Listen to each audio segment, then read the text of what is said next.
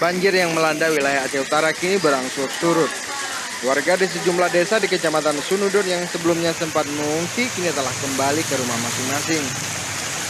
Sebelumnya banjir merendam beberapa desa di Kecamatan Sunudon seperti Desa Aluakiran, Aluabreh, Blangtu, Gede Simpang Jalan, dan Cot Kafiratun.